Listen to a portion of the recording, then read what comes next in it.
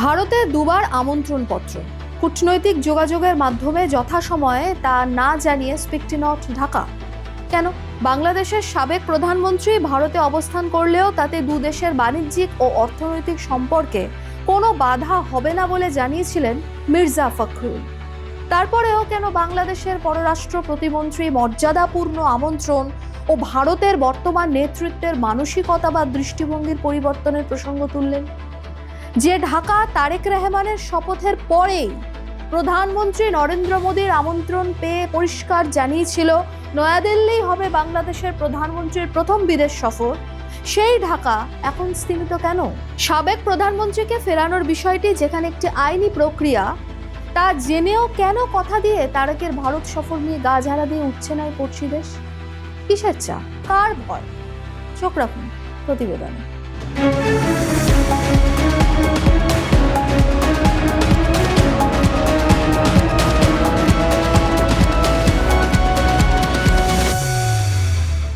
আপনাদের অবগত আছে নিশ্চয়ই, কোনো রাষ্ট্রপ্রধানকে স্বাগত জানানোর আনুষ্ঠানিক মহড়া, চেঞ্জ অফ গার্ড বাতিল হওয়া ও এই সংক্রান্ত বিজ্ঞপ্তি প্রত্যাহার করা নিয়ে যে গুঞ্জন উঠেছিল তা দ্বিপাক্ষিক সম্পর্কের একটি অত্যন্ত তাৎপর্যপূর্ণ দিক।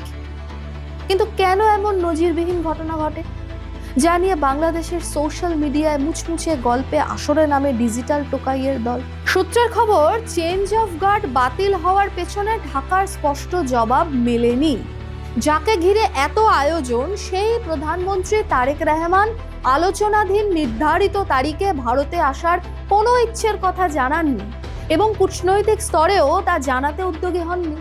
ফলে 23শে আগস্ট থেকে 25শে আগস্ট পর্যন্ত বাংলাদেশের প্রধানমন্ত্রীর দিল্লি সফর চলে যায় বিষ বাও জলে। নয়াদিল্লির তরফে নিশ্চয়ই চেঞ্জ অফ গার্ডের বিষয়ে ইতিবাচক কোনো আভাস ছিল, না হলে মহড়া হতো না। ভেস্তে যায় একেবারে তীরে এসে, এবং সেটা ঢাকার স্পষ্ট জবাব না পেয়ে। তবে কি ছাড়িয়ে গেল অবজ্ঞার পরিমাণ? উঠছে এমন প্রশ্ন।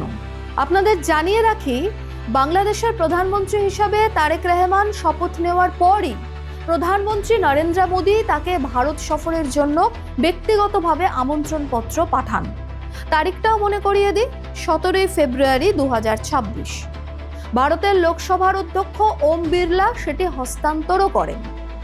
তখন ঢাকাও দিল্লিকে আশ্বস্ত করে বলে তারেক রহমানের প্রথম রাষ্ট্রীয় সফর হবে ভারতেই। তবে আশ্চর্যজনকভাবে সেই চিঠির কোনো আনুষ্ঠানিক জবাব দেওয়া না হলেও মৌখিকভাবে বাংলাদেশের তরফে মিলেছিল এই অভয়।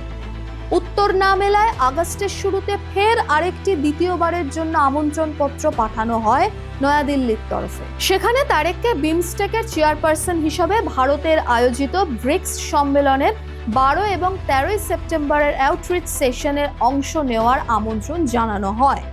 মোদ্দা বিষয়, দুটি আমন্ত্রণপত্র পাঠায় নয়াদিল্লি। কিন্তু আনুষ্ঠানিকভাবে আমন্ত্রণপত্র গ্রহণ বা প্রত্যাখ্যান করার পরিবর্তে বাংলাদেশ গণমাধ্যমের মাধ্যমে কূটনীতি পরিচালনার পথ বেছে নেয়। প্রধানমন্ত্রীর ডান হাত বা হাত ঘেঁষা কাছের লোকদের একান্ত সাক্ষাৎকার দেওয়া হয়েছে। আন্তর্জাতিক সম্পর্কের বিশেষজ্ঞরা বলছেন, এর ফলে পরস্পর বিরোধী বক্তব্য তৈরি হতে পারে, ভুল বোঝাবুঝি সৃষ্টি হতে পারে এবং পরিস্থিতির একটি ভুল চিত্রও তৈরি হতে পারে। সেই দিকটা কেন ভেবে দেখছে না ঢাকা? আবার ধরুন, 20 আগস্ট প্রকাশিত এমনই একটি সাক্ষাৎকারে ভারতকে জুলাইয়ের তথাকথিত গণ অভ্যুত্থানের বাস্তবতা বোঝার আহ্বান জানানো হয়েছে। এর অর্থ কি? তবে কি তারেকের সরকারকে কোথাও চাপ দেওয়া হচ্ছে? অথচ আপনাদের মনে আছে নিশ্চয়ই, প্রধানমন্ত্রী তারেক রহমান নিজেই 17 ফেব্রুয়ারি সংবিধান সংস্কার কাউন্সিল গঠনের জন্য পরিকল্পিত দ্বিতীয় শপথকে অসাংবিধানিক বলে অভিহিত করেছিলেন। তাহলে সমস্যাটা কোথায়? যে হারে জুলাই সনদ করে দেখে নেব, বুঝে নেব, চরম পরিণতি হবে বলে হুমকি দিচ্ছে জামাত ও তার বি টিম এনসিপি, তাহলে কি কোথাও তারাই চাপে রাখতে চাইছে বিএনপিকে? এখানেও কি সেই ইউনুসের মেটিকিউলাস ডিজাইনের ছায়া? এবার আসুন মির্জা ফখরুলের একটি বয়ানে, বর্তমানে যিনি বাংলাদেশের মাননীয় রাষ্ট্রপতি। এই ফখরুল সাহেব গত 17 ফেব্রুয়ারি 2026 একটি মন্তব্য করেছিলেন।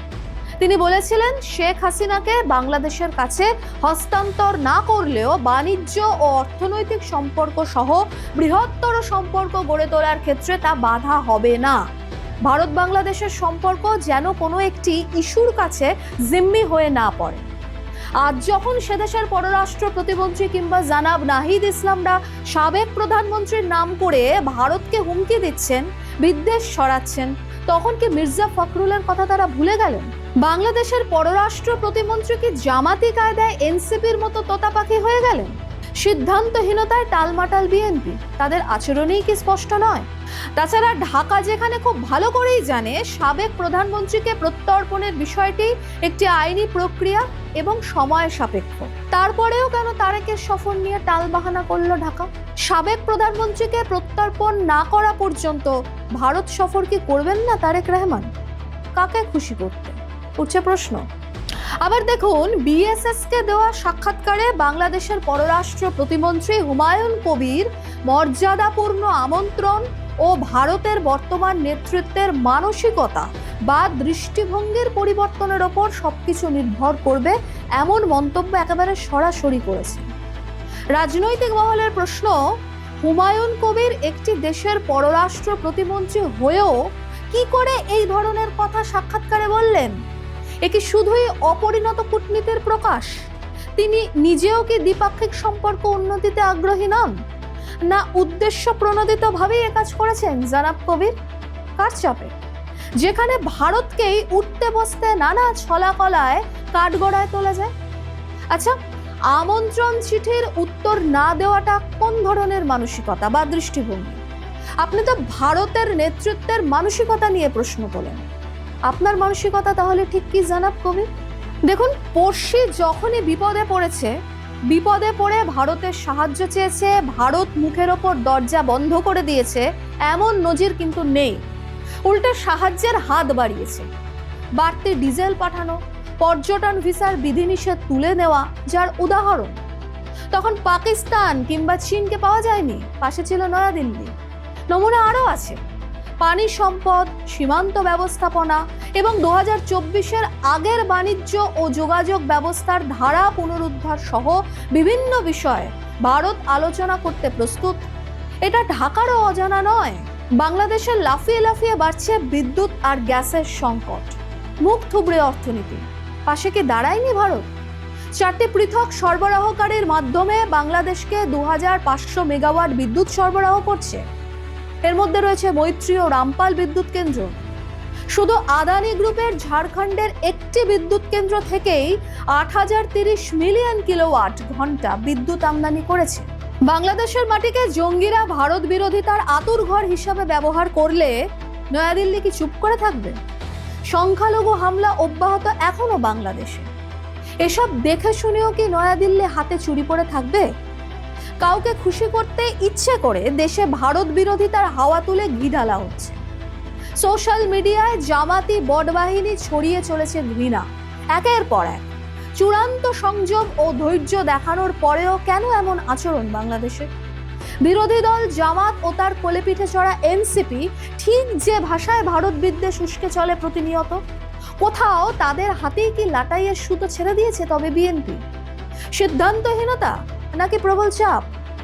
জামাত এনসিপির সাঁড়াশি আক্রমণে কি তবে ছিঁড়ে চাপটা প্রধানমন্ত্রী তারেক রহমান? তিনি কি ভয় পেয়েছেন নাকি হাতের পুতুল হয়েছেন? কাকে খুশি করতে মরিয়া বিএনপি? কি মনে হয় বলুন তো আপনাদের? লিখে জানান কমেন্টে। ভিডিওটি লাইক শেয়ার করুন অবশ্যই, সেই সঙ্গে চ্যানেলটি সাবস্ক্রাইবের অনুরোধ রইল। এরকম আরও তথ্য বিশ্লেষণধর্মী প্রতিবেদন পেতে চোখ থাকুন জিও পালস টিভিতে।